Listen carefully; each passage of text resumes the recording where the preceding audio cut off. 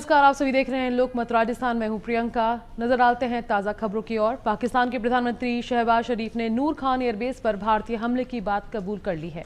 उन्होंने कहा कि 10 मई की रात करीब 2:30 बजे जनरल आसिम मुनीर ने उन्हें सेफ लाइन पर फोन कर बताया कि भारत की बैलिस्टिक मिसाइलों ने नूर खान एयरबेस और कुछ अन्य इलाकों को निशाना बनाया है।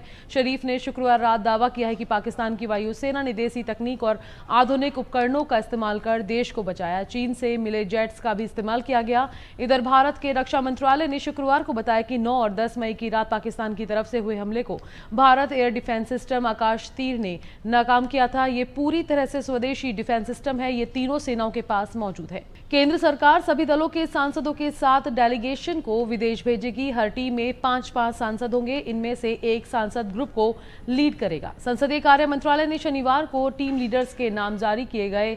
इनमें भाजपा के 2, कांग्रेस, डीएमके, जेडीयू, एनसीपी और शिवसेना के एक सांसद शामिल हैं। भाजपा से रवि शंकर प्रसाद और बजयंत पांडा, कांग्रेस के शशि थरूर, जदयू के संजय कुमार झा, डीएमके के कनिमोझी करुणानिधि, एनसीपी की सुप्रिया सूले और शिवसेना के श्रीकांत एकनाथ शिंदे ग्रुप्स को लीड करेंगे।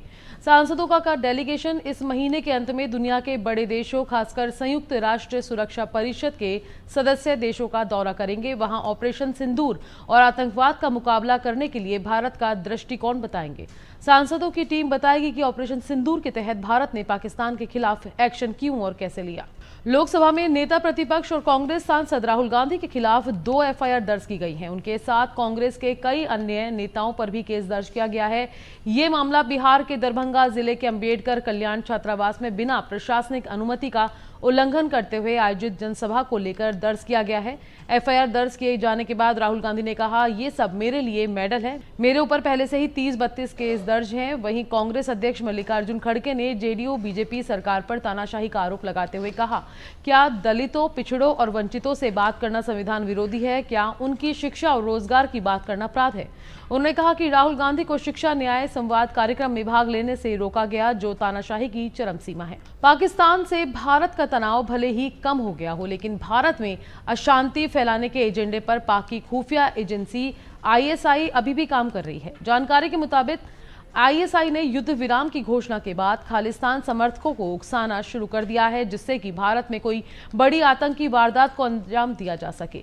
आईएसआई कनाडा में खालिस्तानी आतंकी संगठन सिख फॉर जस्टिस के चीफ गुरपंतवंत सिंह पुन्नू और उन दूसरे खालिस्तानी आतंकियों की मदद ले रहा है। इसके जरिए पंजाब, हरियाणा व अन्य राज्यों में खालिस्तानी आतंकियों के नेटवर्क को फिर से एक्टिव करने का काम शुरू कर दिया गया है।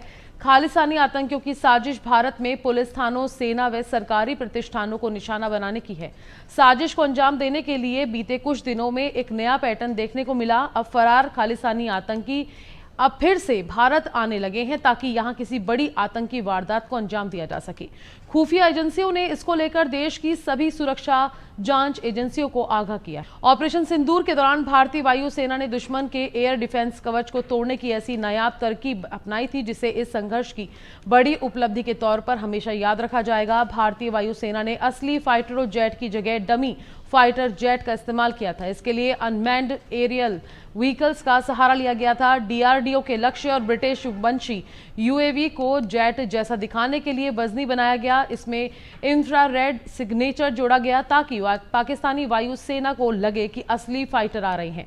पाकिस्तान के मुरीद एयरबेस, सियालकोट, सरगोधा और रहीम यार खान के सामने इन डमी फाइटर जेट की उड़ान भेजी गई थी। इससे पाकिस्तानी एयर डिफेंस सक्रिय हो गया। पाकिस्तान ने HQ-9 मिसाइल बैटरियों और रडार नेटवर्क को एक्टिवेट कर दिया। भारतीय वायुसेना ने इस स्थिति का फायदा उठाया।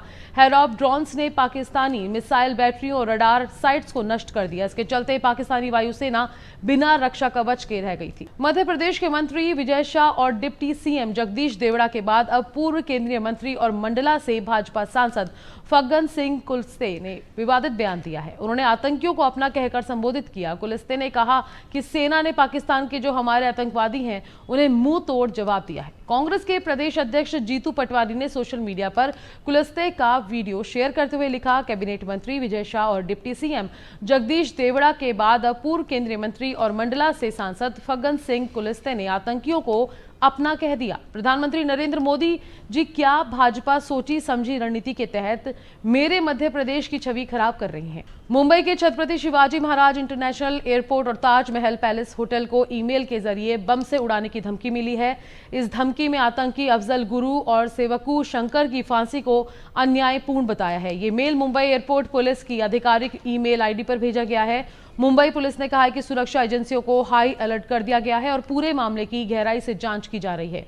वहीं इस धमकी के बाद एयरपोर्ट और होटल की सुरक्षा में भी इजाफा कर दिया गया है और साथ ही एजेंसी अलर्ट मोड पर है। मौसम विभाग के मुताबिक शनिवार को देश के 24 राज्यों में आंधी, बारिश और तूफान का अलर्ट है। जम्मू कश्मीर, राजस्थान, उत्तर प्रदेश के कुछ इलाकों में हीट वेव का भी अलर्ट जारी किया गया है। ओडिशा में बारिश और तेज गर्मी का कहर है। शुक्रवार को बिजली की चपेट में आने से 6 महिलाओं समेत 9 लोगों की मौत हो गई। कुछ लोग झुलसे भी हैं। घटना के वक्त इनमें से ज्यादातर लोग खुले मैदान में थे। राज्य के 7 जिलों में आंधी, बारिश और बिजली गिरने का अलर्ट था। वहीं मध्य प्रदेश में अगले 4 दिन यानी 20 मई तक आंधी बारिश के साथ हीट वेव का अलर्ट है। खबरों में फिलहाल इतना ही। मैं लेती हूं इजाजत। नमस्कार।